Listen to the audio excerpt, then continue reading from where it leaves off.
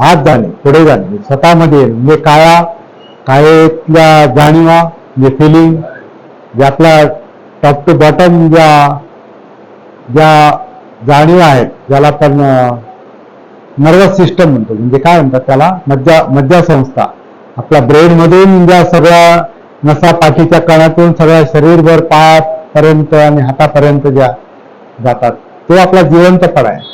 त्याच्यामध्ये जाणीवा आहेत, फिलिंग आहेत, त्या म्हणजे त्याला काय म्हणतात, जाणीवा. मराठी चांगला शब्द आहे जाणीवा. जाणीवा का म्हणतात? काहीतरी जाणवत आहे.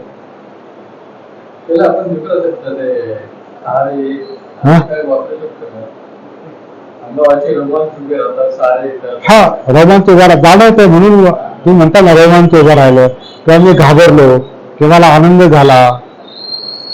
आपण जे सांगतो ते काहीतरी जाणवतं ते सांगतो ना, त्याला जाणीवा म्हटलेलं आहे, त्याला फिलिंग म्हटलेलं आहे.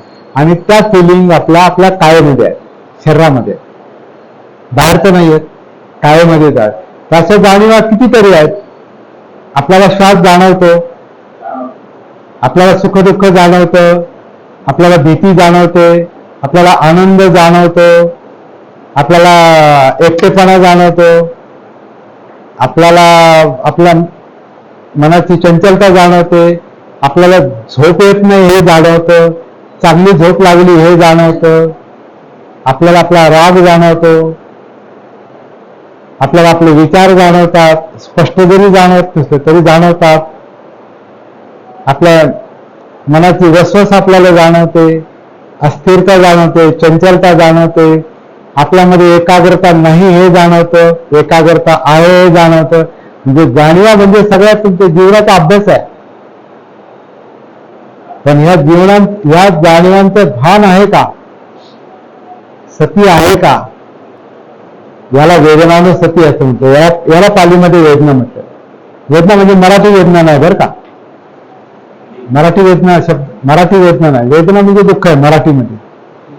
पण पालीमध्ये वेदना म्हणजे जाणीवा, पालीमध्ये, हा पालीवर. तर आपल्यामध्ये ज्या ह्या वेगवेगळ्या जाणीवा आहेत, ह्या ज्या जाणीवा आहेत त्या आपल्यामध्ये सतत चालू आहेत. पण आपल्याला त्याचं भान आहे का, आपल्याला त्याची सती आहे का?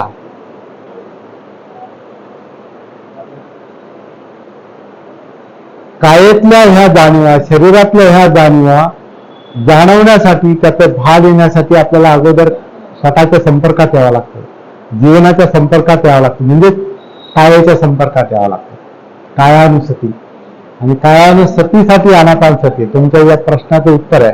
ते पुढे का थांबतो आपण? कारण त्याच्या पुढे काय करायचं हेच कळत नाही. कारण सांगणाऱ्यांनी काय केलेलं आहे, त्या श्वासामध्येच गुंतवून टाकलेलं आहे. श्वासामध्ये गुंतून पडण्यासाठी त्या आनापानसती नाही. आनापान हे कायेमध्ये उतरण्यासाठी आहे. काया. मी तर म्हणतो असं पहा, काया आन करते, काया अपान करते. काया आन, काया अपान असं जर पाहिलं तर आपण त्या निमित्ताने कायेमध्ये उतरू शकतो. कायेमध्ये का उतरायचं? तर आपल्याला जाणीवा जाणवल्या पाहिजे. आपल्याला कायेतील सुखदुःखाच्या जाणीवा, सुखदुःखाच्या फिलिंग आपल्याला जाणवल्या पाहिजेत कायेमधल्या. विशेषतः दुःख हा आपला प्रश्न आहे, यातना हा आपला प्रश्न आहे, डिस्टर्बन्स आपला, विचलन आपला प्रश्न आहे, टेन्शन, ताणतणाव, झोप न येणं, अनेक प्रश्न आहेत, भय आहे, जे काय हे सगळं जाणवतंय. हा दुःखाचा, यातनांचा, टेन्शनचा प्रश्न कशामुळे आहे? तर त्याला बुद्धांनी चित्त हे कारण सांगितलेलं. चित्त याच्यामध्ये चेत शब्द आहे. चेत आपण मेणबत्ती चेतवतो, हा. तर चित्तामध्ये माणसाच्या मनाला पेटवण्याची हे आहे,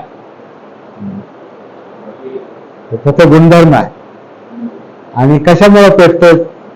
म्हणजे आपलं मन की आपलं अख्खा अस्तित्व, आपल्या जाणीव कशामुळे पेटतात किंवा प्रज्वलित होतात? भावनांमुळे, इमोशन्स. आणि ते इमोशन्स म्हणजे चित्त आहे, आणि भावनाच पेटवतात. म्हणून माणूस राग आला की काय करतो? काही करू शकतो. राग आला तो काय, याचा अर्थ त्या भावना, ती रागाची भावना पेटवते. म्हणून तो काही पण बोलू शकतो, काही पण कृती करू शकतो, तो मर्डर पण करू शकतो, तो काही पण करू शकतो, तो आत्महत्या पण करू शकतो. ती पण स्वतःबद्दलची चीड आहे, राग आहे की माझ्याकडून काहीच होत नाही, माझं जीवन अपयशी आहे, मला काहीच जमत नाही. तर ती माणसं उद्विग्न होतात, त्यांना वैफल्य येतं. ती माणसं स्वतःचं बरं वाईट करून देतात. म्हणजे या भावना ज्या आहेत त्या माणसाला काही करायला भाग पाडतात. त्या भावना मुख्यतः लोभाच्या असतात किंवा द्वेषाच्या असतात, आणि त्याचं हे चित्त बनलेलं आहे. चित्तामुळे सुखदुःख आहे, आणि ह्याच्यानुसारच माणसाचे विचार काम करतात. म्हणजे मेंदू काम करतो. याला मनोधर्म म्हटलेला आहे. पण हे कोणाला दिसतं? हे जो जागृत आहे तो, म्हणजे बुद्धाला दिसतं. जो जागृत आहे त्यालाच हे विचार प्रक्रिया दिसते, जाणवते, क्लिअर. जो भानावर नाही, जो सतीमध्ये नाही, जो जागृत नाही, त्याला विचार जाणवत नाही, त्याला चित्त जाणवत नाहीत स्पष्टपणे. त्यातल्या भावना पण आपल्याला, फक्त आपण भावनांचे एक शिकार बनलेले असतो किंवा भावनांचे आपण बळी ठरलेले असतो. पण आपल्याला भावना स्पष्ट नाही दिसत. राग येतो, पण का राग येतो? कुठून आला राग? किंवा आनंद झाला तर कुठून आनंद आला? काय माहिती आपल्याला? काहीच माहित नाही. आपल्याला फक्त काहीतरी होतंय एवढंच आपल्याला जाणवतं. कुठे त्याचं मूळ कुठे आहे हे सगळं शोधायचं असेल तर सतीचा अभ्यास करावा लागतो, जागृतीची प्रॅक्टिस करावी लागते. आणि ती प्रॅक्टिस, एक सोपा जो मार्ग आहे तो, आपलं शरीर जे आन करतं, अपान करतं, श्वास घेतं, श्वास सोडतं, आत्ता सोडतं, आत्ता चालू आहे ते काम. आत्ताच्या आत्ता स्वतःमध्ये उतरा.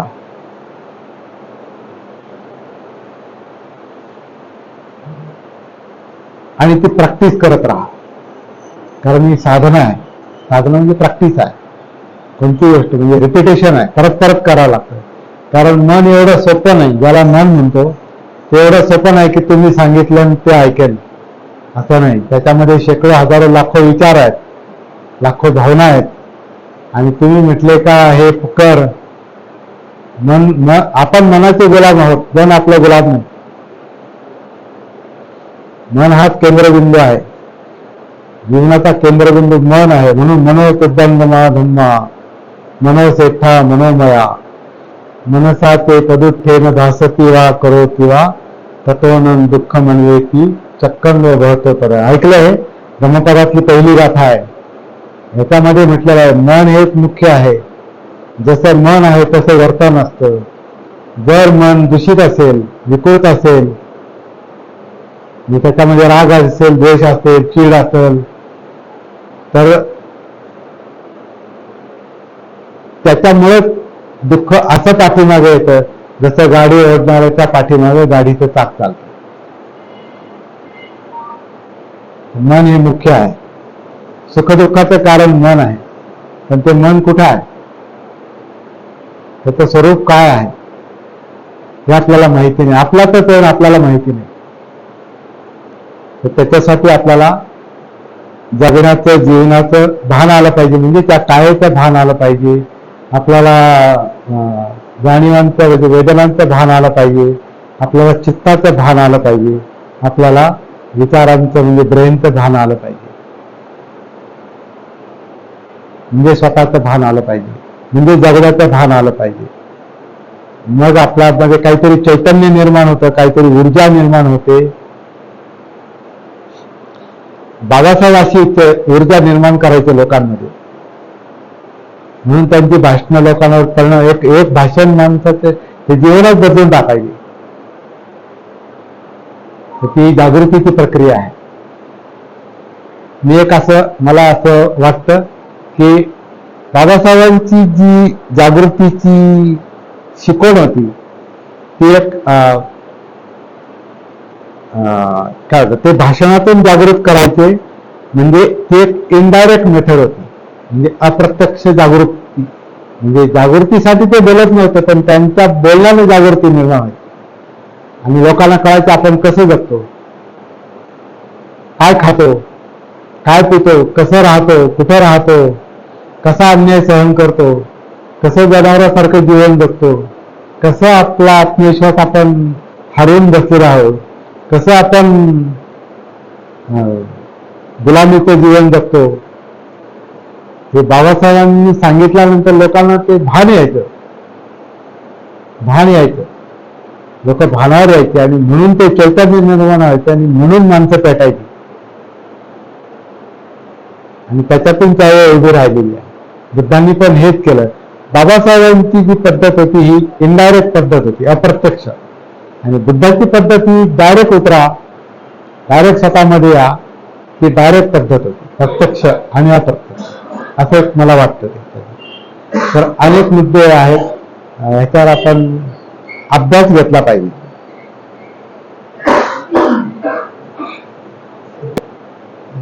फक्त अनापानसती नाही, हा काळानुसती आहे, वेदनानुसती आहे, चित्तानुसती आहे आणि धम्मानुसती आहे. 4 प्रकारच्या सत्य, हा म्हणजे टप्पे आहेत, टप्पे.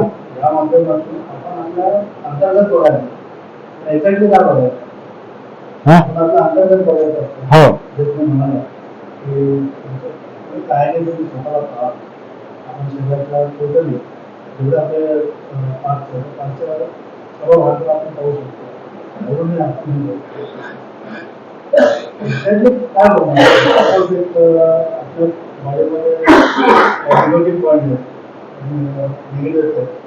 थोडा आवाज वयामध्ये काय निगेटिव्ह होतं सगळं आपण बघितलं होतं.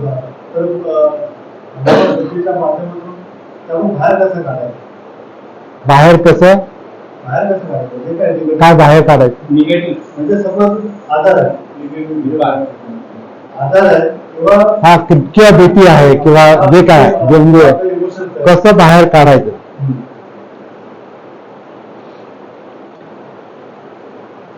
तुम्ही कशाला पाहता, दिसतं कसं काय तुम्हाला, डोळ्याला दिसतं, डोळ्याने दिसतं, कानाने ऐकायला येतं, नाकाने गंध, जिभेने चव आणि त्वचेला स्पर्श. आता समजा मी तुम्हाला प्रश्न केला, तुम्ही डोळ्याला कसं काय पाहता, तुम्ही डोळ्याला कसं काय पाहता आणि कानानं कसं काय ऐकता, त्याला काय उत्तर आहे?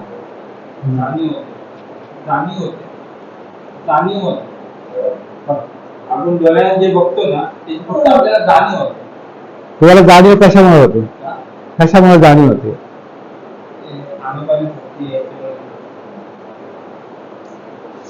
आपण डोळ्यानं पाहतो, तर पाहणं म्हणजे काय याला काय उत्तर नाही. ते डोळ्याचं कार्य आहे. कानाचं कार्य ऐकणं आहे, फक्त कानाचं नाही, मेंदूचं काम आहे. नाकाचं काम गंध घेणं आहे, जिभेचं चव घेणं आहे, त्वचेचा स्पर्श करणं आहे, थंड, गरम, खडबडीत, मुलायम जे काय आहे ते. म्हणजे जी 5 इंद्रिय आहेत ते 5 इंद्रियांचं काम आहे, पाहणं, ऐकणं, गंध, चव, स्पर्श.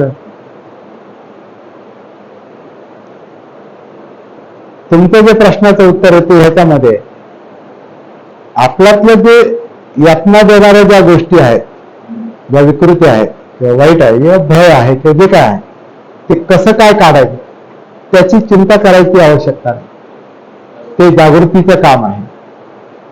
जसं डोळे पाहतात, मी पाहतो असं नाही, मी सांगतो डोळ्याला म्हणून डोळे नाही पाहत, पाहणे डोळ्याचं काम आहे. हो, आपापच कमी होते ते नाही. दुर्लक्ष कसं करतात तुम्ही, तर उलट लक्ष देताय. जागृत झाल्यामुळे तुम्ही लक्ष देताय ना. तुम्ही दुर्लक्ष कुठे करताय? जागृतीमध्ये उलट लक्ष देत आहे. लक्षात येतंय, लक्ष देत नाही, लक्षात येतंय.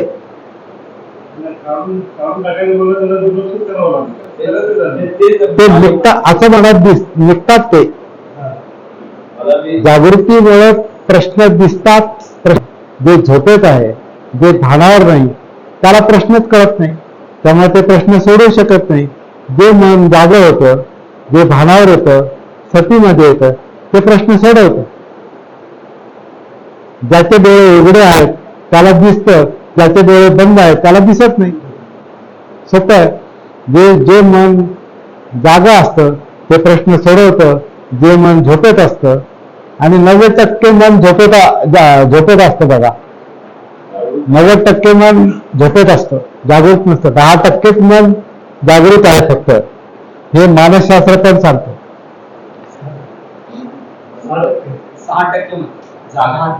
6%, 7%, 10% म्हणजे आता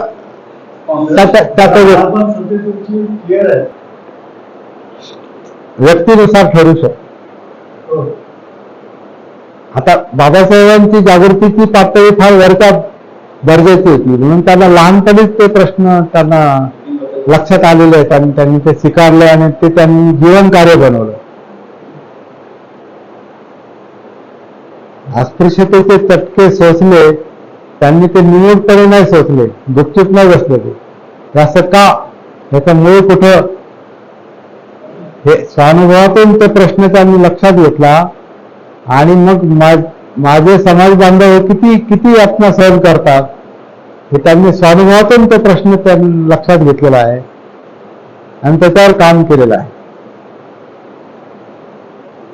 तर जागृती ते काम करते आणि त्यांची जागृती उच्च दर्जाची होती म्हणून त्यांनी प्रश्न हातात घेतले. आपली जागृती तेवढ्या उच्च दर्जाची नसते, त्याच्यामुळे आपण दुर्लक्ष करतो जीवनाकडे, प्रश्नाकडे दुर्लक्ष करतो, समाजाकडे दुर्लक्ष करतो, जगाकडे दुर्लक्ष करतो.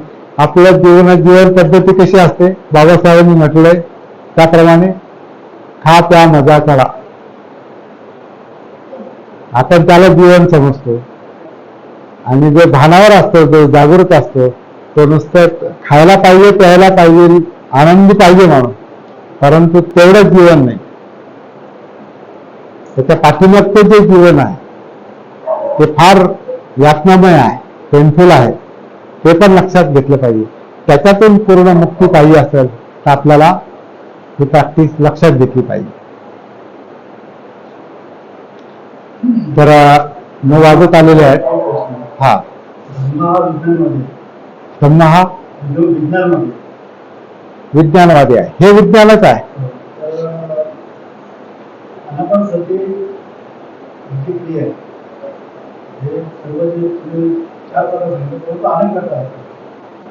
नाही, चारच आहेत. ऍक्च्युली हे आनापान पण वेगळा नाही, तो कायगत भाग आहे. म्हणून कायानुसती, वेदनानुसती, चित्तानुसती आणि धम्मानुसती 4च प्रकारच्या जागृती आहे. मग कारण त्याच्यात सगळं अस्तित्व येतं. आपलं बॉडी, माइंड, शरीर आणि मन हे सगळं याच्यामध्ये येतं. ते काय म्हणतात ते विस्तारून म्हणजे स्पष्ट कळावं म्हणून आपण अनेक शब्द वापरतो. पण एकच आता हे शरीर आहे, शरीरात काय आहे त्याचं आपल्याला विश्लेषण करावं लागतं, अनालिसिस. त्याला धम्मविचय म्हटलेला आहे.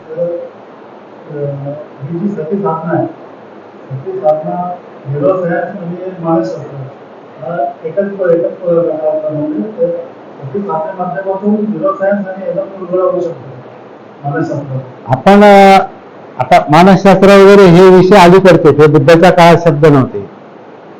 बुद्धाचं मानसशास्त्रच आहे. शास्त्र नावाची जी गोष्ट आहे फार अलीकडची आहे. एका 500-700 वर्षातली आहे, फार जुनी गोष्ट नाही. हा सायकॉलॉजी त्यातला एक भाग आहे. सायकॉलॉजी मानसशास्त्रातला एक भाग आहे. आणि मानसशास्त्र, सायकॉलॉजी याची व्याख्या जर आपण पाहिली, it is a science of behaviour वर्तनाचं शास्त्र म्हटलेलं आहे. It is not the psychology of mind. मनाचं शास्त्र म्हणजे मानसशास्त्र असतं खरं म्हणजे त्याची व्याख्या पाहिजे. पण मानसशास्त्रज्ञ त्यांना मन सापडलंच नाही, मनाचा बोधच झाला नाही. त्याच्यामुळे ते सायकोलॉजीला मानसशास्त्राला मनाचं शास्त्र नाही म्हणत, वर्तनाचं शास्त्र म्हणतात. म्हणजे माणूस वागतो कसा, बोलतो कसा, याच्यावर त्याचं मन ओळखायला सांगतात. असं लक्षात येणं शक्यच नाही. तो अंदाज आहे, ते अंदाज करतात. बुद्धाने अंदाज नाही केला, डायरेक्ट भिडून स्वतःमध्ये उतरून त्यांनी त्याचा शोध लावलेला आहे. मग दुःखाचं कारण, त्याचं निवारण आणि मार्ग, 4 आर्य सत्य त्यांच्या लक्षात आले आणि त्यांच्या जीवनाचा प्रश्न सुटला. कधी? वयाच्या 35व्या वर्षी. वयाच्या 35व्या वर्षी त्यांना हा प्रश्न सुटला आणि 80व्या वर्षापर्यंत म्हणजे 45 वर्ष त्यांनी हा दुःखमुक्तीचा, बोधीचा, बुद्धत्वाचा प्रचार केलेला. म्हणून अनेक लोक दुःखातून मुक्त झाले. आज ते अवघड का आहे? माणसाचं माइंड एक गुंतागुंतीचं बनलेलं आहे, कॉम्प्लिकेटेड बनलेलं आहे. म्हणजे त्याच्यामुळे माणसं हरवलेली आहेत. माणसं दिसतात अशी खूप हुशार आणि हे, परंतु त्या हुशारीमध्ये पण माणसं हरवलेली आहेत. त्यांना स्वतःचं भान पण नाही. ते भान नाही म्हणूनच हा मोठा विमानाचा अपघात झाला. टेक्निकल, त्याला मोठा जे फॉल्ट टेक्निकल सांगतात. तंत्रज्ञानात बिघाड. तंत्रज्ञानात बिघाड, मग त्यांच्या बुद्धिमत्तेचा काय उपयोग आहे? तुम्ही विमान उडून किती अर्ध्या मिनिटाच्या आत कोसळत होते, काही सेकंदातच ते कोसळते. तर म्हणजे तांत्रिक बिघाड. म्हणजे बुद्धिमत्ता आहे पण भानावर नाही. आणि म्हणून हे सगळे प्रश्न आहे. मग आज आपण कितीतरी प्रगती केली, पण माणसाला दुःख का होतं, यातना का होतात, पण माणसं त्याच्यामध्ये विचलित का होतात? त्या विचलित अवस्थेमध्ये माणसं विचित्रपणे का वागतात, भांडणं का करतात, संघर्ष का करतात, दारू का पितात, वाईट मार्गावर का जातात? त्याचं एकच कारण आहे, त्यांना त्यांच्या जगण्याचं भान नाही, स्वतःकडे लक्ष नाही. आणि त्यांना स्वतःकडे लक्ष देण्याचं जे प्रशिक्षण आहे, ते प्रशिक्षण कुठं असं पद्धतशीरपणे उपलब्ध नाही. म्हणून मग लोकांना आता व्यसनमुक्ती केंद्रावर पाठवतात. आता त्याच्यातून किती लोक व्यसनातून मुक्त होतात माहिती नाही. काही लोक विपसनेकडे जातात तर ते दुसरीकडेच अडकतात. एका व्यसनातून निसटतात तर दुसऱ्या व्यसनात अडकतात. जागे नाही होत ना. म्हणजे आपल्याला कळायला पाहिजे माझा प्रश्न काय आहे आणि तो प्रश्न कसा सोडवायचा, ते काम ही गोष्ट करते. तर मला निघालं पाहिजे, कारण सध्या काय रात्रीची गाडी आहे आणि माझ्याकडे वेळ टाकतो. धन्यवाद.